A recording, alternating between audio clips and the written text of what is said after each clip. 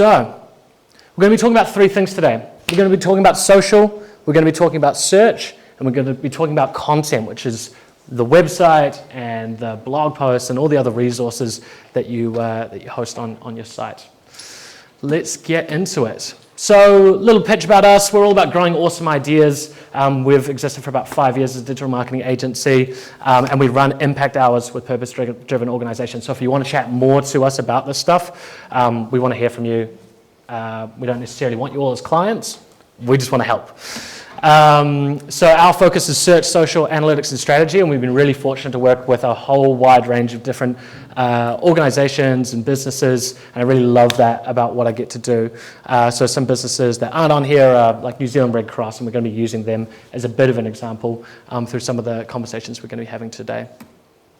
We're also building a platform called Kepler. This was just launched yesterday, essentially, because digital marketing is hard. If you want to do paid digital marketing, this is going to amalgamate all these different digital platforms together. So we're quite excited about this. Cool. Right, let's get into it. So when we're thinking about utilizing digital marketing, it's really important to start with this. What is it actually for? And I'd argue that the most important thing is achieving your organization's objectives. So if you're not aligning your digital strategy with a really clear idea of what you're actually trying to get it to achieve, then you're probably making the first step wrong. From there, sharing your journey. The more authentic and passion you can pull into the different stages of your organization's journey, different highlights and milestones, the better your social and just your whole digital strategy will go. And then connecting with your audiences. In the social enterprise and the charity space, it's so important to build that engagement, especially if you're trying to drive volunteers, especially if you're trying to drive interest in your messaging. And we're going to be talking a little bit more about ways to do that. So what I want you to think about right now is what is your objective? When you're thinking about your digital strategy, what are you actually trying to get it to achieve? So some examples of things that you could be trying to drive is in-store visits. Let's say you run like an op shop or something like that. You might be trying to drive more people into your op shop. You might be looking for leads. Maybe you've got a service that's all about supporting businesses to make change. So you might be looking for leads of other businesses. Maybe you're going for donations, and you could be going for a mix of one-off donations and regular donations. Where do you start? Do you start with the one-offs, or do you start trying to get the regulars? You might be trying to get volunteer sign-ups. You might be trying to get online sales from some kind of stores. So yeah, think about it. What is your objective? And I'll take some answers to that. I'm keen to hear it. What are you trying to achieve with your digital strategy? Yeah. I'm currently trying to raise about $160,000 for a rural community transport service in Aro Digital. Awesome. Yeah. Sweet. Not exclusively from donations, so I'm trying to get a chunk of that. Yeah. Awesome. That's great. What else? Sometimes a mix of all of those things. Yeah, for sure. And what I've found when I run a lot of these digital strategy workshops is that sometimes like focusing on one that might feed into the other ones can be a really good approach. So for example, you might even start with something that's not on here, like newsletter signups, and start to engage with people over time. And having the start of that funnel and knowing where people are probably most likely to engage or engaging in the highest numbers, that can be a really valuable way of thinking about your digital strategy. So with whatever your objective is, I want you to keep that in mind as we go through today's conversation. And one of the questions I get all the time is what platforms should we use? And this is that question of, do we need to be on LinkedIn? I don't really want to go on TikTok and start making dances. And do I really have to do that? So different platforms serve different purposes. And I like to think about them in these two categories. And this is kind of like the social side, demand generation, people scrolling through social media. They don't have any intent to kind of hear about your services or have any intent to purchase anything, but we can capture their interest nonetheless. So the question you're asking yourself with these sorts of platforms is how do you make your content stand out? By the way, these slides will be sent through afterwards if you want them as well. And then on the other side, demand satisfaction. That's the people who are searching. They've got something in mind, a problem they're looking to solve, and they're searching for a solution to it. Most of the time, people think about this just as Google, but there's a whole lot of other platforms that people use to search on, which are worth thinking about.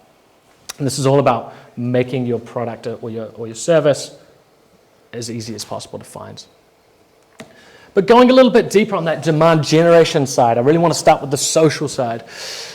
We've got all these different platforms, and what I've found is that the older the platform is, the older the audience, which is why things like TikTok have got quite a youthful audience. So around about 40% of the users are 16 to 24, but it is one of the fastest growing social media platforms. So 290 million users in 2019, up to 660 million users in 2021, and that will have increased again over the course of 22.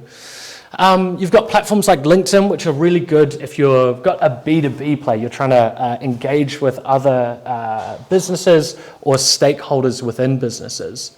And Twitter's a bit of a dumpster fire at the moment. As some of you will have heard. It's not super popular in New Zealand. I don't really recommend it for many businesses. Maybe if you're a little bit more like political or something like that, it can be a good platform. But something that we've seen a little bit of success with some clients is Pinterest. And the mindset's a little bit different on Pinterest because it's more about future planning and people thinking about like renovations or travel and food. Might be a little bit more for private businesses than not-for-profits. So that's, and then if you're ever doing paid marketing on these platforms, essentially the most expensive one is LinkedIn because you're reaching a high quality audience and all of these platforms are essentially charged on like a cost per 1,000 impressions. So how valuable is the audience that we're reaching? So yeah, that one can be quite an expensive one if you're doing paid advertising. All right, let's get a little bit deeper. So what makes a social strategy successful? And I'd argue that there's these 4 things that can really make your social media pop. Authentic. Bringing authenticity into your digital marketing and into your social media posts is the best way to engage with people. So thinking about your passions, thinking about the things that you find the most interesting and that you actually really want to talk about will really lend itself to a lot of success in terms of engagement and interest on social media. There's a lot of trash on social media. I'm not sure if you've seen it. So making something that's engaging and interesting and actually valuable can really help you stand out from the feed. So making something that's valuable. Ideal audience. How do you write content? How do you make things that are going to be the most interesting for the people that you're going to target? So, or you're looking to reach. So let's say you're trying to reach people in a certain community. How do you make content that's all about that community? What types of images are you using? Are you using images that those people would recognize? Because if they're seeing places that are local to them, they're going to be more interested in it and you're going to naturally reach that ideal audience. And sustainable. One of the things that we always see with clients when they're doing strategy workshops is they say, we're going to do a different social media post every single day and we're going to build these like 20 blogs over the course of the year, and it never happens. So trying to set your expectations of what you can realistically achieve is the best way to actually have a successful social strategy. Because the more that you kind of load onto your plate, less motivated you get, especially when you don't meet those milestones. So I'll talk a little bit later about how you can actually make this a little bit more sustainable. So let's jump into some local examples. So I kind of cheated. I got a list of some of the attendees. So I've pulled through some social media posts from it. You really can't read any of that text. Sorry about that. But this is from Refill NZ. And what I like about these posts is it actually pulls messaging, valuable information right into the feed rather than driving people through to a website. So it's actually taking kind of really useful, valuable information and pulling it through. So as people are scrolling through, they can get that information, they can get that lesson and keep going through their journey. And this one is a good example of something that's so easy to post. Jill Ford from Refill NZ saw this on the Inter-Islander, thought it was a great photo, a great initiative, took a photo of it, and then posted it up with great initiative and just tagged Inter-Islander. Now the reason that that's a great approach is just because it's easy, and it kind of gives them a little like +1, a little thumbs up for the initiatives that they're running. Another example, Alzheimer's NZ. A lot of people in the comm space are writing stories. So how do you make stories that get interest from social media? And what I like about this is a really nice hook in terms of a nice image that looks local, as well as there was some good engagement in the comments. I kind of cut that off as well, so responding to people in the comments as well. There was a really specific request for volunteers. So this was directly connected with the actual objective that they had, and they got a decent amount of engagement on that as well. So just making it nice and simple to put that request out there was kind of a good example as well. Everybody cool lives here. Now, this is quite a cool page to follow. And one of the reasons I think they're doing things quite successfully is they're actually tagging other organizations in there. And what happens when you tag other organizations is the social media managers or the people behind those pages, they see that and they start engaging with it. They might share it themselves. They also take a really personal story approach. And with a lot of community organizations, it's just that. It's about the community. So how do you bring the actual people from within the community up to the forefront of the stories? And if you look at the image choices that they've got, it's really all about the people. And that's the type of thing where if you know this person, you're going to be commenting and saying, awesome stuff on, I think it was like an album launch or something like this. So that can be a really good way to actually get that local engagement, is just by focusing in on the community. And in terms of authenticity, these are just some friends of mine that have a property management agency up in Palmy. And I really love what they post on social media because it's just so authentic. Like, this is them getting some first aid certificates, and it got 30, 40 likes. And this is my friend who just got her residency, and she's having a bacon and egg pie to celebrate. And that's just so easy, and it really humanizes the organization. So there's lots of stuff like that you can do that doesn't take a lot of thinking, doesn't take a lot of effort. They just bake it into their sort of everyday life, but they're not even posting every single day as well. So that authenticity is so important. It really helps to tell the stories effectively. Cool.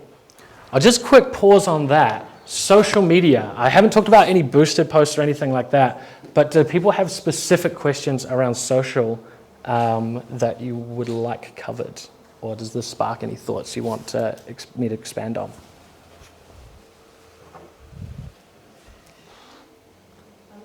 I just have a question. So sometimes we need to thank funders on our social media, and they want to shout out.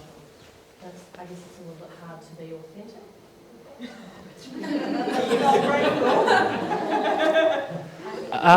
Yeah, I mean, I would ask, what questions have you already asked your funders, or what information do you have about them? Like, is there a way to use images, or how are you doing at the moment, and what have you found that's most successful? Yeah, well, you might put up the funders' logo.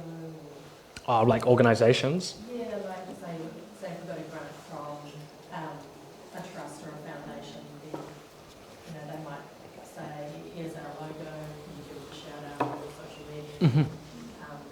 And they've given us money, which is really important. Yeah.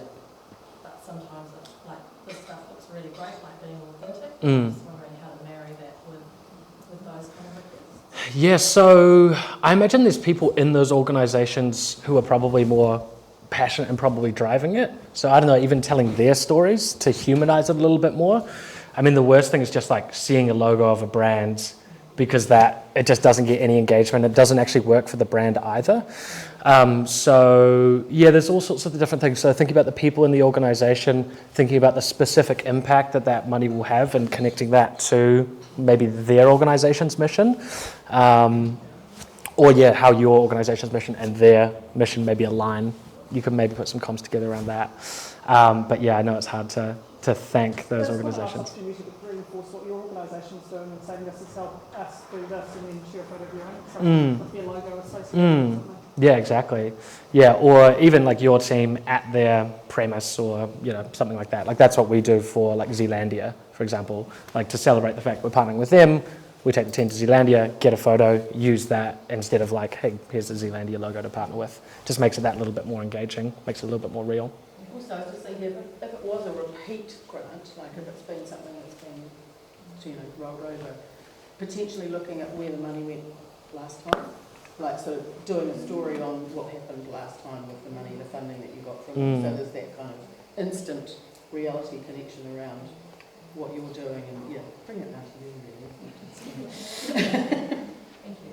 Cool. Can I ask a question? In terms of tagging people in, Hmm. what are the rules? Do you need to get permissions, or can you just, if it's like on LinkedIn, they're on LinkedIn, Yeah, posted the photo, therefore they're just, yeah, it's a little bit up to you. On LinkedIn, I probably feel pretty comfortable to like tag people. On social, where it feels a little bit more private, maybe not from an organization page, but I think absolutely feel free to tag other organizations across both. It's very difficult to take personal people's security levels. Yeah. yeah, that's the way I've kind of played it. If they're on LinkedIn and they're in a meeting, they'll change their settings if they don't want to be tagged in. So they kind of, Yeah. okay. Yeah. Cool. Awesome. Yeah. Is there any trick with boosting on Instagram? It's kind of the same. So for those that don't know what boosting is, it's essentially putting money behind a post to give it more reach and to get more eyeballs on the platform. It depends on your objective. Ideally, what we're trying to do is not just get more eyeballs, we're actually trying to achieve that specific objective, which is where sometimes instead of boosting a post, actually using the Facebook Ads Manager, which is a slightly different interface, a slightly different function, can optimize that money towards actually the objective rather than just like more people seeing it, we've got more donations or volunteer signups or whatever that objective is. Cool. Yeah, I might just leave it there, and then I'll come back to your questions at the end if that's all right. So I don't run out of time. Cool.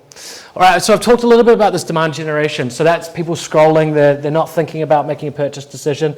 But what if people are actually searching for something? They're actively seeking for some information. How do we reach those people? So when we're thinking about using search effectively, we're thinking about their service intent. So focusing on search terms connected to your offering, and I'll explain a little bit more about what I mean on that in a second. With your Google Ad grant budget, put your hand up if you have got a Google Ad grant budget. Cool, sweet. Put your hand up if you've got no idea what that is at all. Beautiful. Okay, great. So maybe I'll talk about that when I've got a slide for it. So yeah, I'll save that. Search presence. We're thinking about two sides. We're thinking about people searching for your brand, so they're searching for like Red Cross, or they might be searching for like an offering, like Meals on Wheels or something like that. And by and large, most organizations will naturally rank first in Google for their brand name, but they might not rank first for a program name or like a service offering like food delivery or something like that. Relevant traffic is kind of the same as the other one. Location. So one of the things I see a lot is websites that don't rank for search terms that actually include like a location. So if I'm searching for like Op Shops Wellington or something like that, the Red Cross Op Shop might not show up. And what we're going to be talking about as we kind of get into this is a use of both organic, which is essentially how you rank up the top from an SEO perspective, and then paid advertising, which is this Google Ad grant, which I'll get into as well. Might come back to some of those points a little later because I think this works a little bit better with a thing. That's a little blurry. Sorry about that. So this is the search term Red Cross Shop Upper Hutt. And what you can vaguely see here is at the top here, we've got a Google ad. Now that's powered by both the Google Ad grants as well as any paid ads, which aren't like part of the grant program. So can't quite see it, but this is the New Zealand Red Cross Google Ads account, and we kind of manage this and do all the brand protection, stuff like that. And this is Citizens Advice Bureau, who are also running an ad on this like op shop search. So we've got Google Ads here, and then we've got Google My Business on the right-hand side, and that's what powers the map functionality. So if you've got any locations, if you've got like an op shop or a place that people would come, setting up Google My Business is a really key part of ranking for these different search terms. Here's another example of like a non-branded search term. So this is searching for op shop Upper Hutt. Again, sorry, you can't quite see that.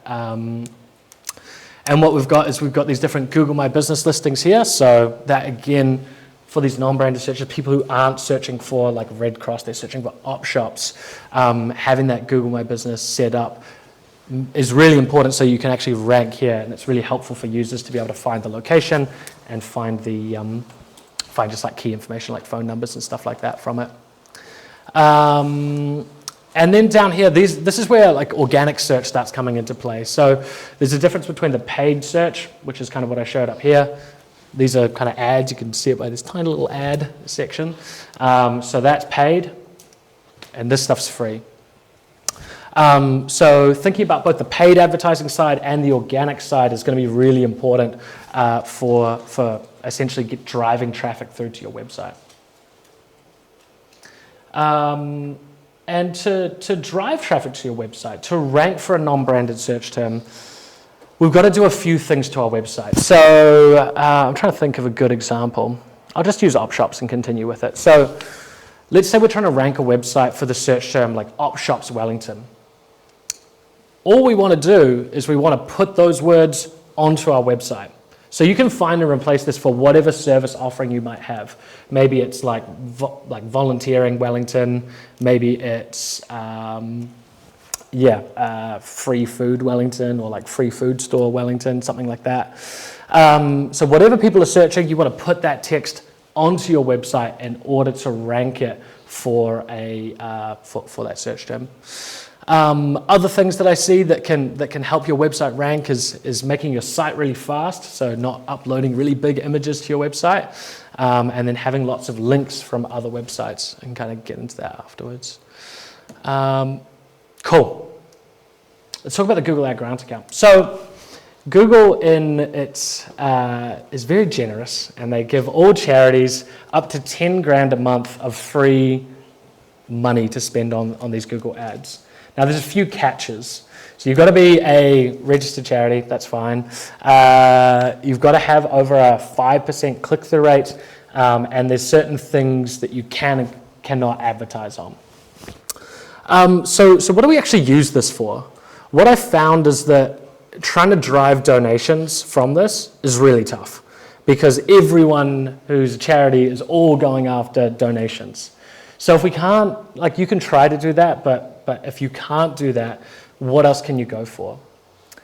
That's where things like the op shop Wellington search term aren't as highly competed. So what is your service offering? What is the actual benefit you're providing to the community, and how can you rank for those search terms? So those are actually the keywords you maybe want to be putting in and using for your Google Ad Grant account. It doesn't have necessarily as much of a commercial value, like it doesn't necessarily drive donations as much, but it might drive the actual impact that you're trying to see in the world. So that could be from like a service offering, or it could be a little bit more of like an educational resource type of play. That's just a couple of ways of using those. But I'll take a quick pause on grant accounts, because I know there were some questions on grant accounts specifically. Oh, last one. Yeah. So my experience with it was that the bid limit really stopped Mm-hmm. anything. So, Yeah. and that was for a number of charities I've done it for. Yeah. Even if they weren't like donation related, they're quite broad. Yeah. I could never make any traction because there was a limit on how much you could bid for. Yeah, for sure. So the question was, there's a bid limit on Google Ads, and I think it's like $2 at the moment. So You might have to explain exactly what that is. yeah, so sorry, yeah. So what that means is that essentially every time someone clicks on one of your ads, you pay. So every auction, every keyword will have a different cost to it. So things that are really competitive, like donations, might have a really high bid limit. And things that are less competitive, like Op Shops Wellington, might have a much lower bid limit. Now, it can be quite difficult to use this Google Ad Grant because of this bid limit, which is where it's really important to search for a whole lot of different types of keywords, which is where thinking about the different service offerings and testing out the different service offerings and using that for like the focus of your grant account can be a real useful approach and a way to spend it. Yeah. Can you limit your Google ad to like IP addresses from a certain geographic region, or use geographic words to kind of make the captions smaller? Yep. Yeah, absolutely. So the question was, can you focus your Google spend on a specific location? And yeah, absolutely. So you can set it to a certain city or radius, even postcode, or you can use keywords like, instead of just op shops from people searching in Wellington, people searching op shops Wellington from anywhere in New Zealand. Yeah. So yeah, there's a lot, and I could give a whole prezzo just on the SEO side of things. It goes pretty deep. Yeah. We haven't started using our Google Grant account. Yeah. We're open to do that, so if we had some advice just to sort of jump it and give it a go. Yeah. Yeah, do you reckon? Yeah, absolutely. Well, you can't really go wrong because it's free money and you can kind of just give it a go. Yeah, so just test it out. Again, think about what the impact you want to see is, and like align your search account with that. I tried to use our Google Grant. Yeah. And I emailed them and Yeah. said, I don't understand this, can you tell me blah, blah, blah. Yeah. And they said, well, you actually have to spend that equivalent before you get that grant. Right. So I that to think, me is false. yeah. So I stopped, and then I had to go and register somewhere. I was like, who's this organisation? It's not the Charities Commission or anything like that. yeah. So you should be able to get it for free, like without having to spend anything. But there is like another program for like other businesses that they get $600 worth of credit if they spend $600. So I don't know, maybe you got swept up on the wrong side. I'm not sure. Sounds like it. Yeah. I'm sure there's some impact hours that Yeah, absolutely. And like that's the thing is, there's so many different scenarios that people kind of go through in their digital marketing journey. We can kind of just sit down one-on-one and go through stuff if people want to. Yeah, cool. So if you're running a grant account, the main place you can really focus is search campaigns. There's all sorts of different types of campaigns you can run through Google, like video campaigns on YouTube and display ads. Those ads that show up on the right-hand side of websites, but you can't run any of those from the grant account. You can only really run these search campaigns and probably Performance Max as well. Yeah. I've kind of talked a little bit about these keywords. So I talked about Op Shop Wellington being something as a service that you might want to go after. And there's a big spectrum of these types of keywords that you can rank for. So for Aro, like we could go after, search terms like digital marketing or about digital marketing or what is Google Ads. But the intent is not aligned to what we actually offer as a business. If someone's just searching digital marketing, they could be looking for so many different things. They could be looking for a definition of it. They could be looking for, I don't know, probably just a definition.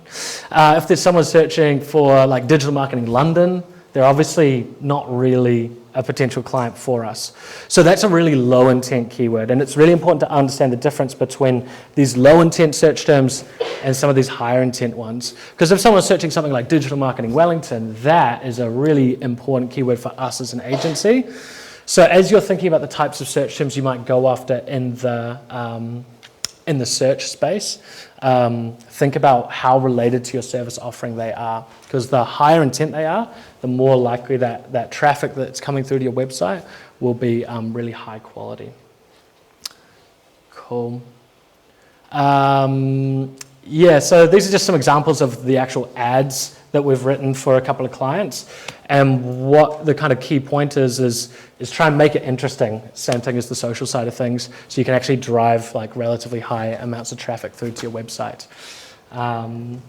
Yeah. And don't forget that people search on all sorts of websites. So they're not just searching on Google. You can think about things like TradeMe and homes.co.nz for those. And TradeMe is actually quite an interesting one for some charities. Like if you go to the homepage, like I did this the other day, these three are all from charities. Quite hard to see, but this is a massive cow that you can buy, and the money was going to some charity. I can't remember which one, but this is kind of a good example in terms of like making things interesting, right? Because you can either buy a massive cow or this like kind of like soap pack. I don't know who's buying soap packs. Hopefully no one in the room has set this one up. I don't know who's buying soap packs, but it's just, you can just kind of see, like, I'm not going to click on that. I'm not that interested, and there's not that much likelihood of me actually, like, purchasing that unless I'm, I don't know, really dirty or something. But with something like this, even if I don't buy it, I'm probably going to click on it and check it out and learn a little bit about the organization. Yeah, so thinking about making things interesting is a good example of what to do and maybe what not to do. Trade Me decides that, but if you make something pretty cool, you know, you'll probably get on there, or you can flick them a message and you probably increase your chances. Yeah, so think about Trade Me. It still gets lots of searches, and obviously New Zealand-based, good to support New Zealand organisations over and above the massive Googles and Facebooks of the world. Cool. What is Homes? Homes.co.nz is like a property platform. I'm just kind of curious how you use it for anything other than selling a house. Yeah, so often we'll actually use that for display ads of people in a certain location, or like people who are in that certain, like sustainability trust, for example. They do like home inspections and that sort of thing. So if you're in that like home mindset, it can be a good place to market. So think about like the mindset that people are at on different websites is kind of how we like to think about like platform utilization. Cool. All right, I want to talk about content. So out of our social media, out of our search marketing, we're going to be trying to drive traffic from there over to our website. And when we get people there, we're going to want to try and engage them and trying to drive them towards that objective that we set out.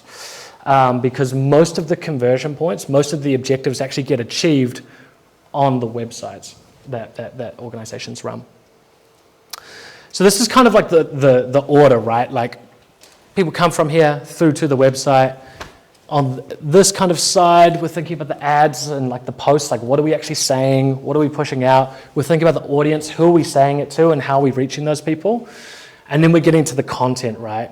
And this is where we're starting to ask questions of how do we tell stories? How do we educate about our services? And how do we explain our why? And then from there, trying to drive people to conversion. So how do we connect people to those objectives? And that really all happens on that website side of things. But what makes great content? Clear messaging, always making things simple. Too often I see websites and blog posts and resources that are just massive walls of text. I want to show you a really simple way of splitting that out, which is essentially making things nice and well structured, good use of headers and lists, relevant images. Again, same thing, we see lots of organizations that just have big wall of text and no images of people, no images of like the service happening. A great CTA, that's a call to action. So how do we get more people to actually complete that objective?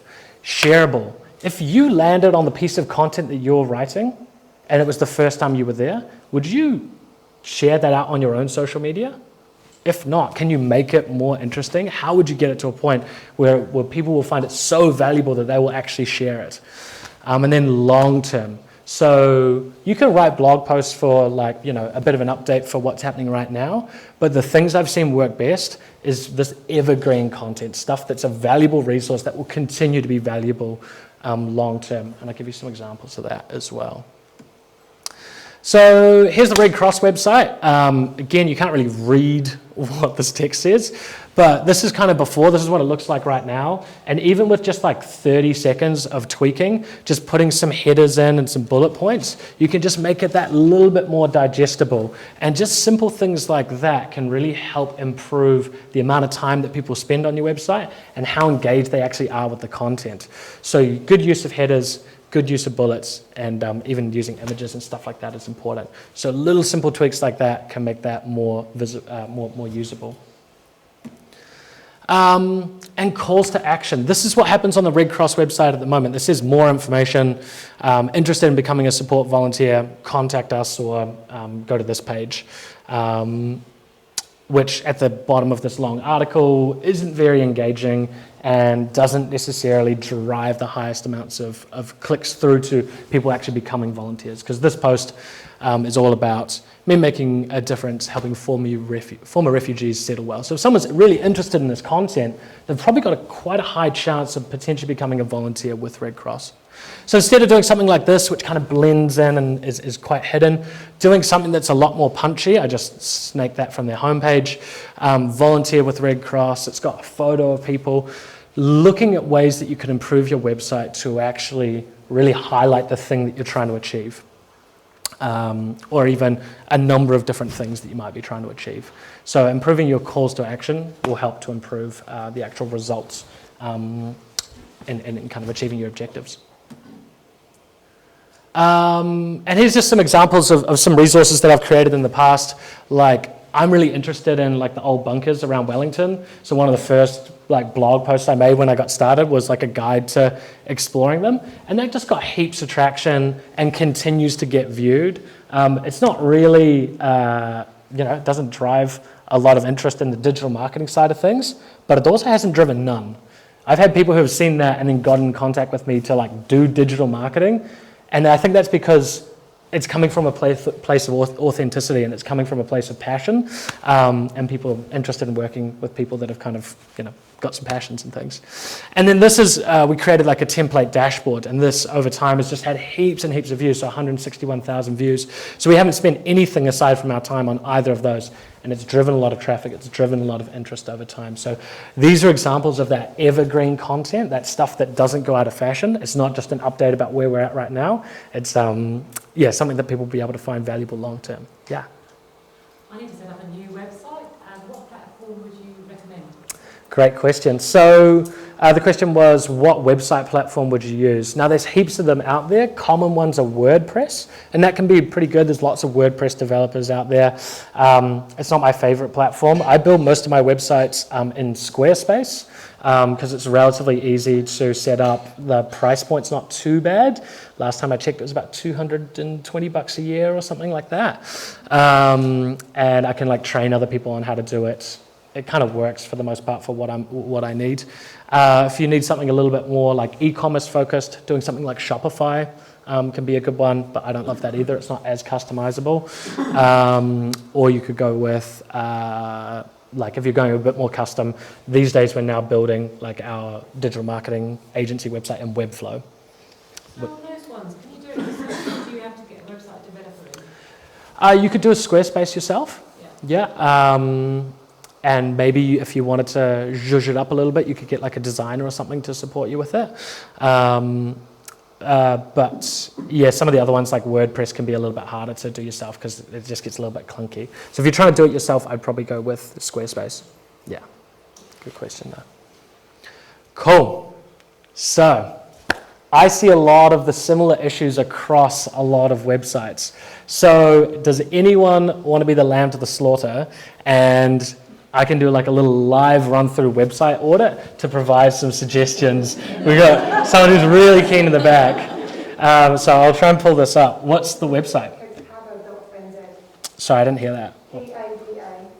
PADA.nz. T-A? P. Oh, P-A. Sorry. That's all good. P-A-P-A. No, sorry, PADA. I see, yeah. .co.nz. .nz. .nz. Oh my gosh.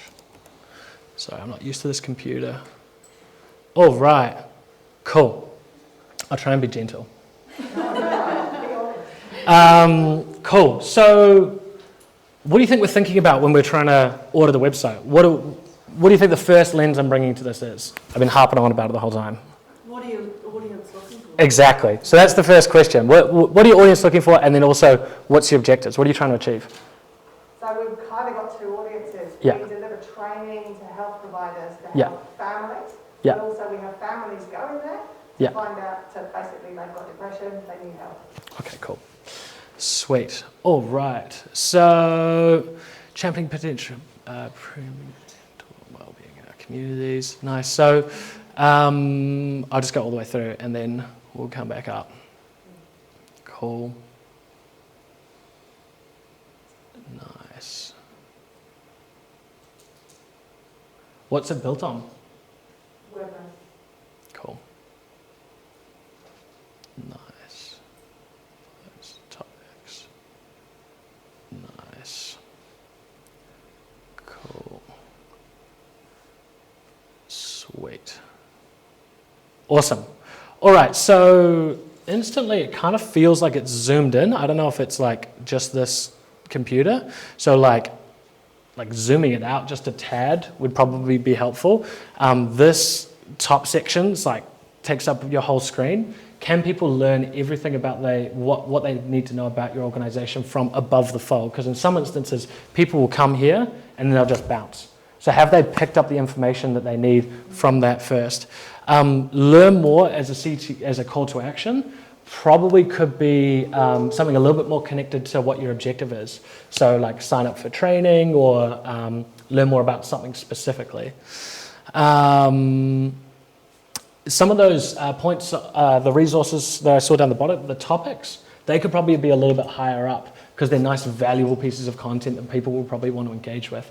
You kind of lose about 25% of people by each 25% you go down. Does that make sense? So by the time you reach the bottom, you've kind of lost, like pretty much, well, by the time you reach 75% of the way down, you've lost kind of 75% of the people.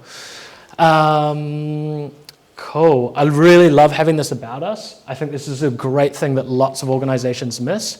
So as you all go back to your websites, see if you've got an about us and how well it actually explains what you do. Because having a video there is fantastic for it as well. Lots of people just kind of assume that people know. So great to have that. Do you get a lot of engagement from videos? Yeah, can do. Like lots of people. Like for me, like I'd probably be more likely to actually click that video than read the text. And we tend to see that on like the engagement with, videos on websites tend to do pretty well. Is that more an age thing? Because is that more of an age thing? Because if I would look at something like stuff and there's a video, I'd always read the content. Oh yeah, absolutely. No, I think with something like stuff, I definitely am not watching the videos there because it's a bit more But like even ad. Guardian showing the animal part. No, that's good. Well, I mean, you want to cater to different kind of visual styles. Video more for a younger age group, do you think? Yeah, it can be, definitely. And then also like, yeah, so just making sure that this is as punchy as it could be in terms of about us. Like, it's sort of like the elevator pitch, right? Tim, sorry to interrupt, Yeah. but just on the video thing, I think sometimes where we can get into the complexities of video is having to make it accessible. So as soon as you've got to have subtitles, all of that stuff, it actually becomes quite a job. Absolutely, so, yeah. it's just something to consider, I think, because we do need to ensure that we are being inclusive and accessible, right? But it's actually quite a bit more work goes on. Absolutely, yeah. So the good thing about uploading it to something like YouTube is they'll auto caption it, and you can kind of toggle that on. It's not perfect, but it's better than nothing.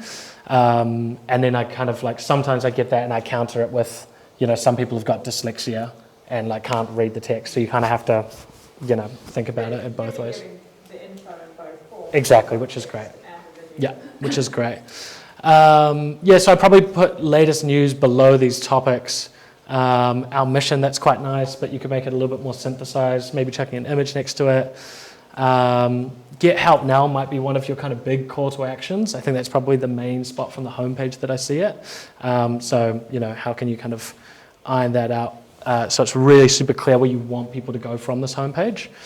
And this potentially is one of the key places. I'd like widen those out to be able to make that text fit in a little bit better. But this looks like really good content. So the more eyeballs you can kind of get on it, the better. The donate section, sometimes what I've found useful is having a page that's all about like why donate. So often what happens is you go donate now and I'm struggling with this computer, boom. And nice, you're doing it. Beautiful. So lots of people miss this. So they don't actually literally say, why should you donate? And here's the impact. So that's fantastic to see. You're not getting roasted at all. This is great. This is great. Cool. Well, I'll pause it. Anything in the footer? Sometimes can be helpful to put your location or at least like your city in the bottom or any kind of like contact information that can help the website rank a little bit better, and it can also help just show that this is kind of a relevant thing. Oh my gosh, can I see that there? Beautiful. Oh, struggle street. Beautiful. Nice. Thanks for being brave, but you're already smashing it. Would Yeah. you normally have like a very large number of things on the homepage like that? Yeah, so I like the homepage to be essentially a visual map of more or less the whole website. So when I'm thinking about building a website, I actually build out the sub-pages first, prioritize them in terms of like what the most to least important is, and then use that to inform the order of the homepage. And then the homepage is just a really nice synthesized hook for each of those subsections of the website. Cool. Nice. So I imagine at this point you're thinking, and I'll speed through this last bit, how do you do digital marketing if you're short on time or on money? So I've got some resources in here that you might be able to use. And the most important thing is planning. So not trying to overcommit yourself, just doing a really simple campaign calendar like this, where you can kind of see all the stuff that's happening over the course of the year, is a really good way to get organized. And obviously we've got the new year coming up, planning this stuff out and doing this. So you don't want this completely stacked. You want to kind of have some core things that you're focusing on. You don't need to do a blog post every week, but doing like a big resource once every kind of like 2 months, 3 months can be a really useful thing to do. So yeah, just planning something out on a simple calendar. That's just an example. You can do your calendars however you want to. And you can do this month to month or week to week or whatever really. Now, if you don't have any money to spend on digital ads, how do you get the message out there if you've only got a couple of hundred Facebook followers? And this is one of my tricks, and this is kind of like a classic like growth hacking tactic. So instead of just putting your post out there and sending it out to the 200 or so people that follow you, messaging other organizations and pages that might be interested in sharing it on your behalf can be a great way to extend your reach. Now, who might be interested in sharing your message? Look around. Look around.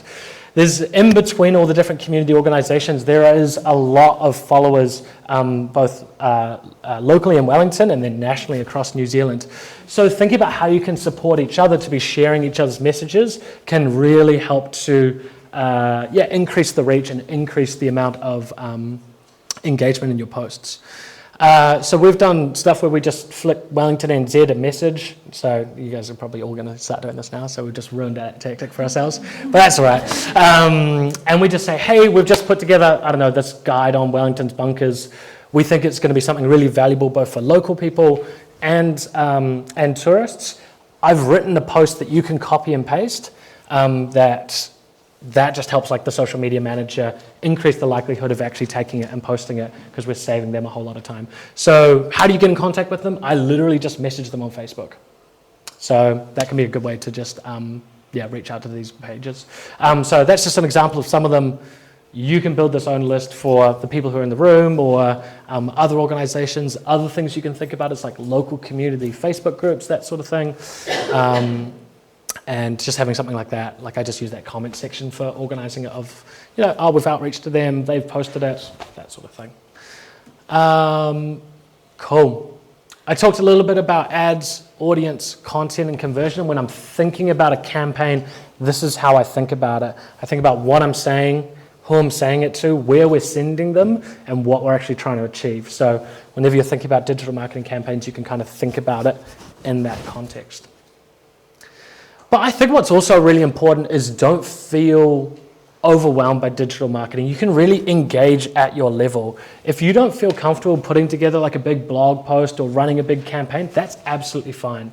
Just starting with like commenting on some posts from your personal profile or from your business profile, that's a really easy way to get started, and you can start to build up some of that confidence. From there, doing like simple like stories that only last for 24 hours, that can be a good way to like kind of do that next step. Then running posts, then doing things like events, articles, campaigns, gets a little bit more time consuming at that point.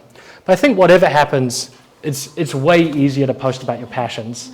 And that's the thing, right, is that if you're really stoked on, this dog, then other people are probably going to be stoked on that dog as well.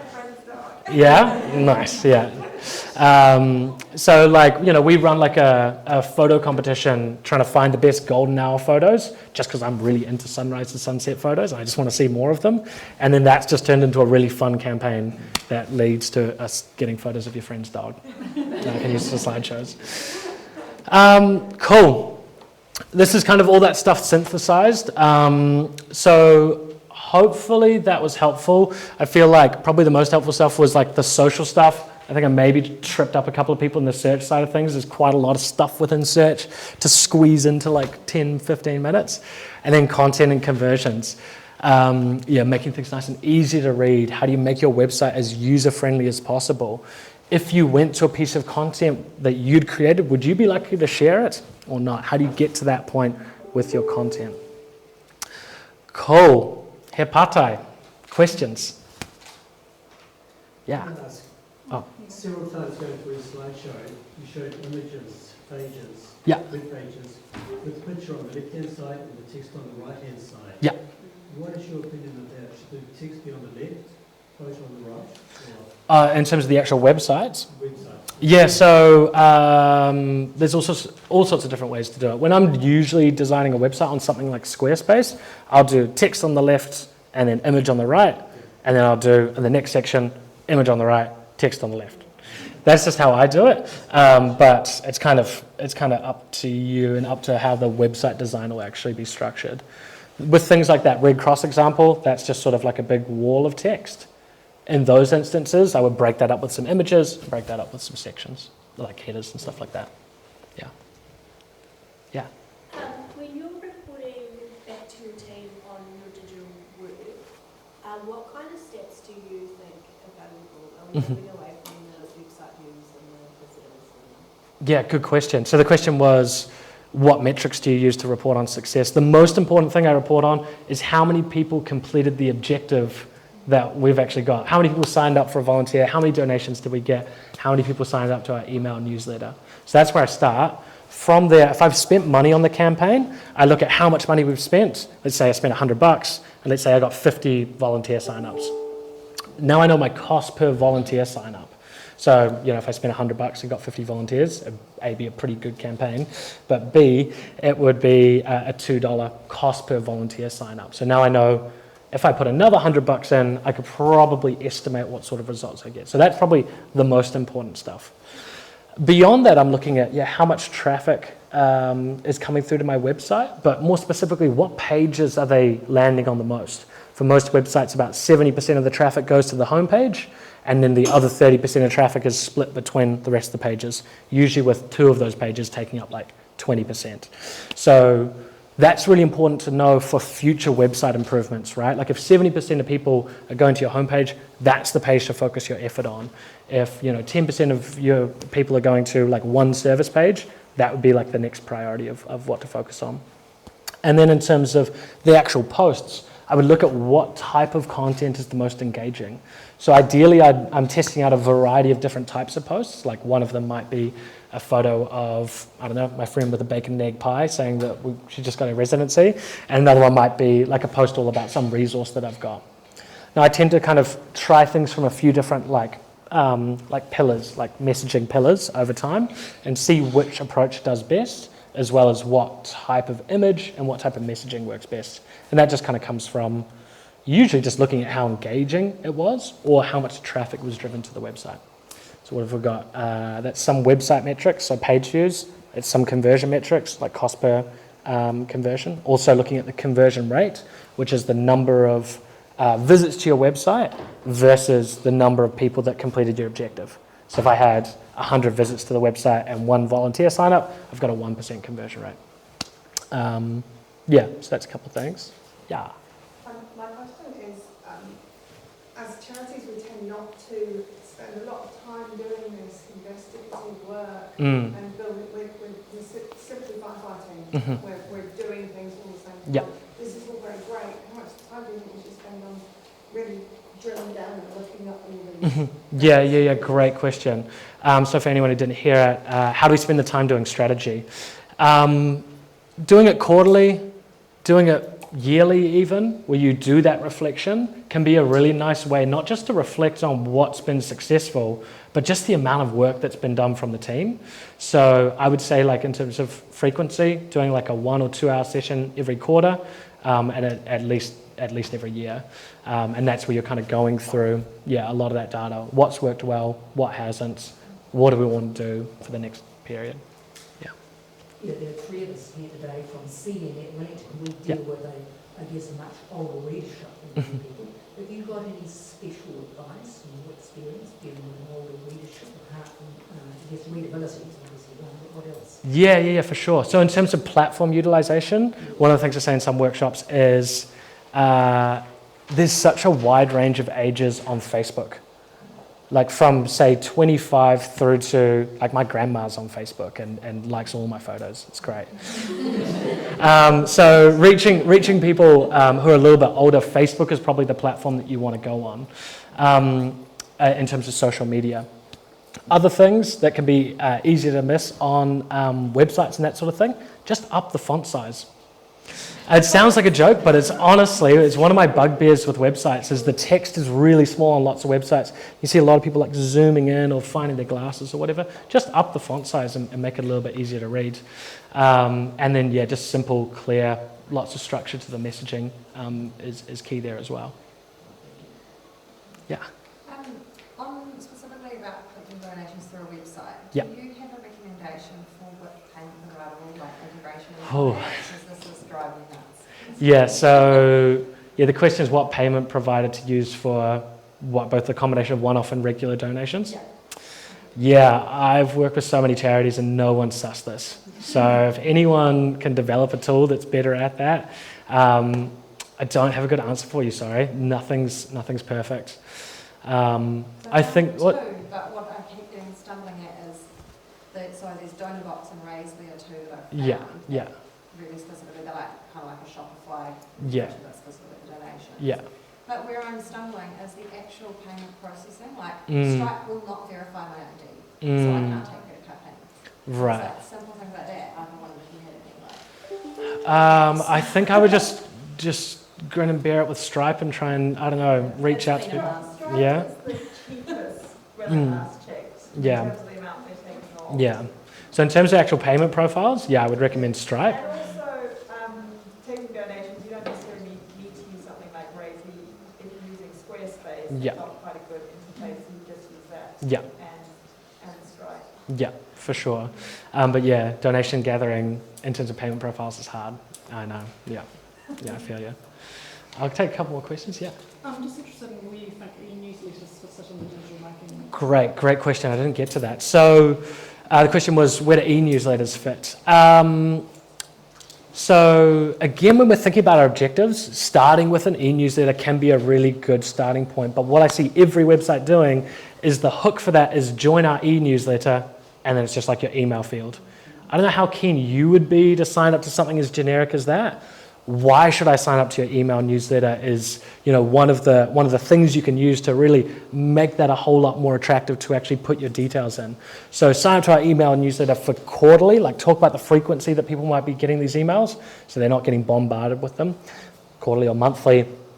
Digests on the biggest things happening in our industry space or whatever. I think they're still really important for regular communication, and I think that they're kind of underutilized to a certain extent. I think the thing that people get wrong about them is they do them too frequently, and that can lead to more people unsubscribing, and you've worked so hard to kind of get those people. And the other thing that people potentially miss is they're writing all this content on their blog or something like that, but they don't have a very good, again, call to action or hook to drive them through into that email newsletter subscription, or they make it really difficult to do that. So I think they play an important part, especially because when you've got, let's say you're doing like a yearly campaign, that's a great opportunity to go out to them. Because what I've found is doing always on campaigns to continuously try and drive donations can be very difficult to actually do that in a cost-effective way. Instead, if you're focusing on building your email database over the course of the year, and you're doing one or two big asks as part of like an annual appeal or a volunteers day or something like that, I found that to be the most successful at a like essentially like a return on investment perspective. Yeah.